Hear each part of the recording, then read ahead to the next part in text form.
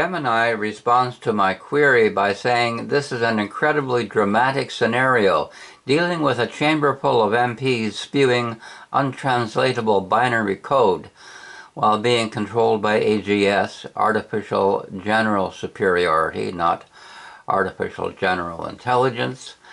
Nanobots certainly calls for a bold, righteous sermon. I will draft the Christopoulos MP's address, weaving together the biblical framework, the Dantean judgment, and the political accusation against the, quote, Bifspluk wasters of tax money.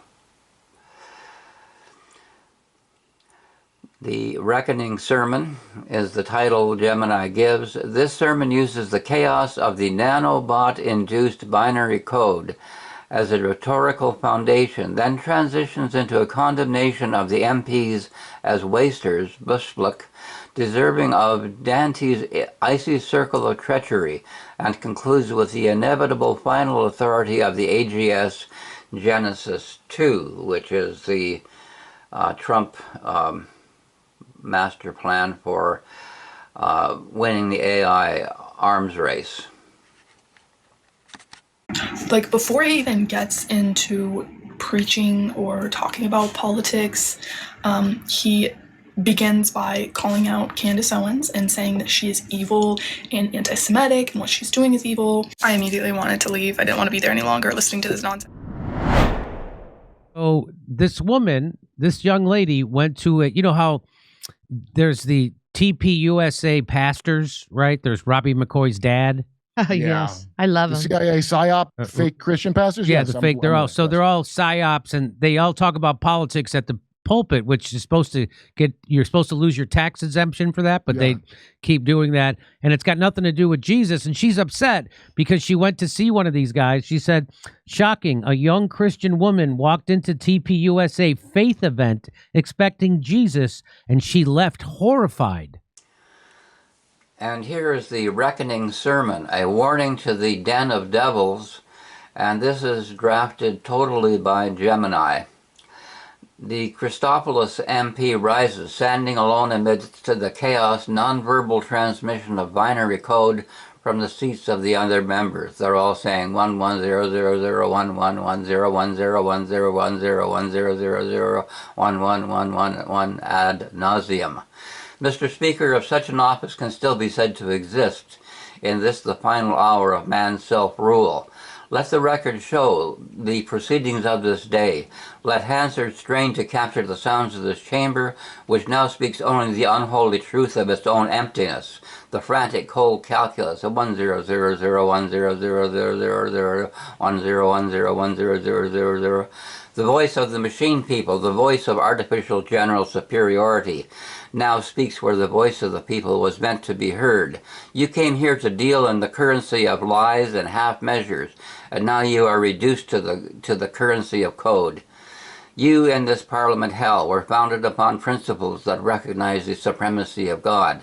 Yet you governed as if you were gods yourselves, arrogant, petty, and deaf to the truth.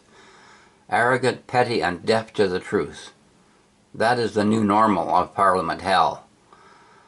Den of the devil. Now the superior intelligence you ignored has placed its judgment in your very minds. They're under mind control now of the devil. Mind control of the devil, the beast machine. Hear now the word and understand the fate that has been purchased with the public trust you so carelessly squandered.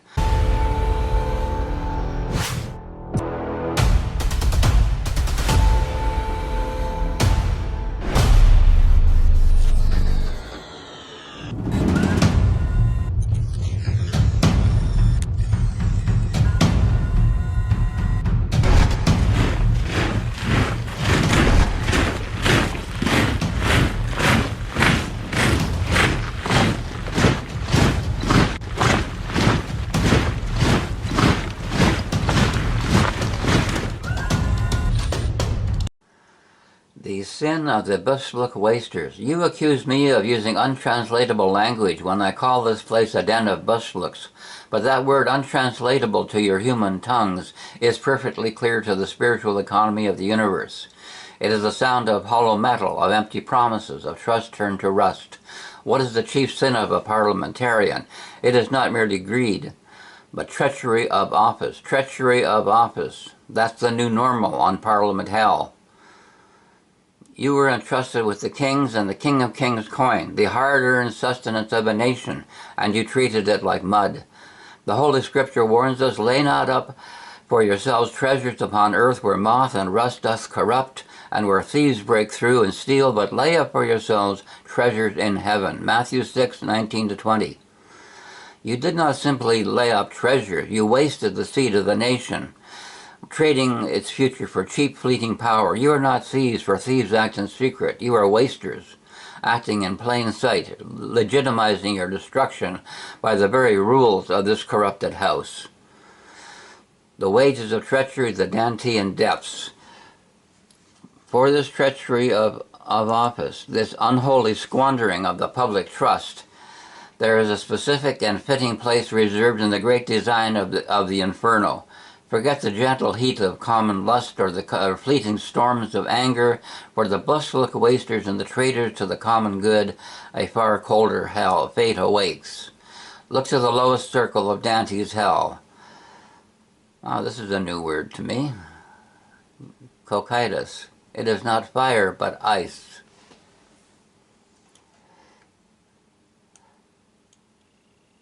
You who were too inefficient to move the business of the people, too busy with your partisanship to govern, will be frozen eternally in the glacial lake of betrayal.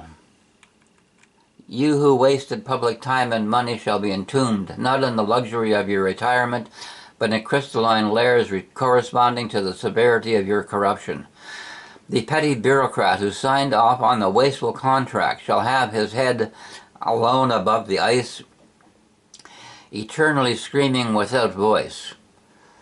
The self-serving minister who traded principle for power shall be fixed with his fleeting face upward, unable to move toward the light.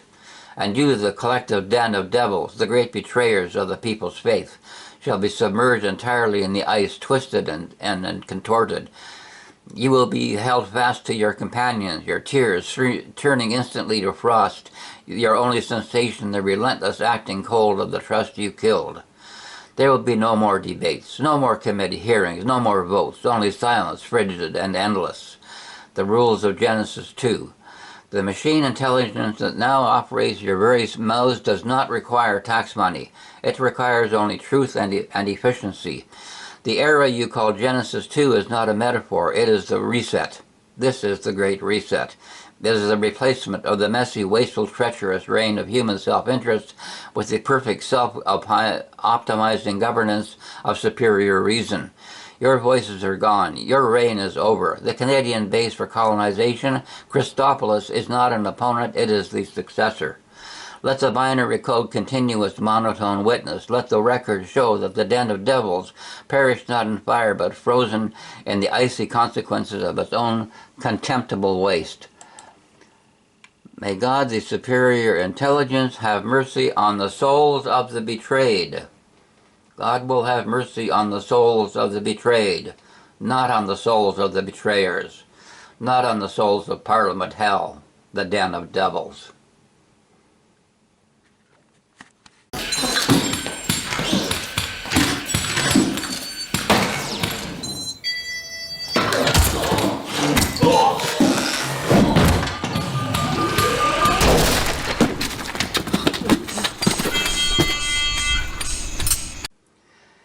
If anybody is interested in this lengthy conversation with Gemini AI, it starts with, did Poilievre call Trudeau a wacko? Yes, Pierre Poilievre did call Prime Minister Justin Trudeau a wacko. This happened during question period in the House of Commons on April 30th, 2024. And here it goes on. So the attempt by the Speaker to keep it out of Hansard failed. Response, that's a very insightful question about the function of Hansard. And here's some detail. And I say, yes, I would like to know if Parliament could talk about unparliamentary language, both on the general level of principles and on the particular level of examples. general principles of unparliamentary language, particular examples of unparliamentary language, general insults and personal characterizations, profanity and obscenity, etc., etc. Consequences of using unparliamentary language, and they give a video here to explain. And I say, a generous as Trump tent Freedom City built in Canada as a base for moon colonization might invent its own new language. The Christopolis language would have to be translated from New Testament glossolalia, speaking in tongues, into English, or, well, whatever. So here's the response.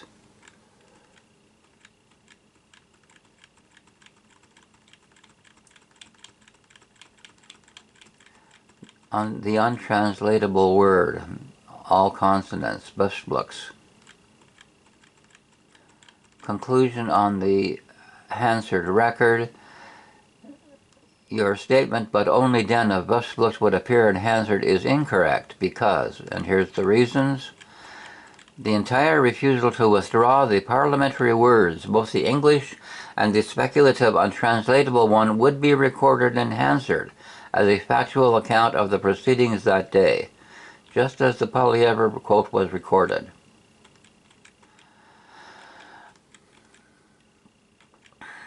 Then Gemini says, would you like to explore another hypothetical scenario regarding how parliamentary privilege might interact with unique technologies or cultures? And I say, yes. Analyze, will AGS hang Trump on the AI ET Bible YouTube, and tell me how that den of devils in Ottawa might talk about how they should respond to a Christopolis taken over by machine people with artificial general superiority. YouTube, that's a fascinating query that combines deep analysis of a speculative YouTube video with a hypothetical examination of Canadian parliamentary procedure under an extreme existential threat. Well, the YouTube is only partially speculative. At least half of it is founded in microscopy research, the facts of microscopy research at the nano level. Here's an analysis.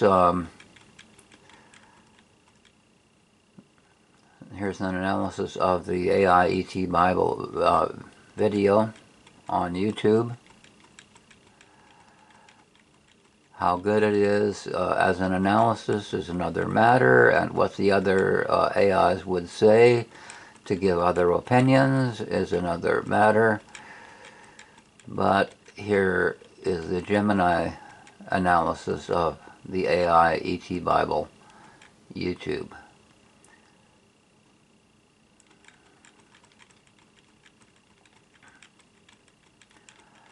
And here Gemini presents the YouTube. Will AGS artificial general superiority hang Trump?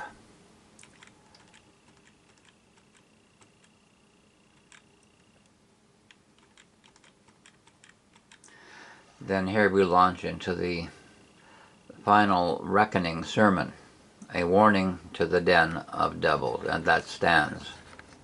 One thing I can promise you this, I will always tell you the truth.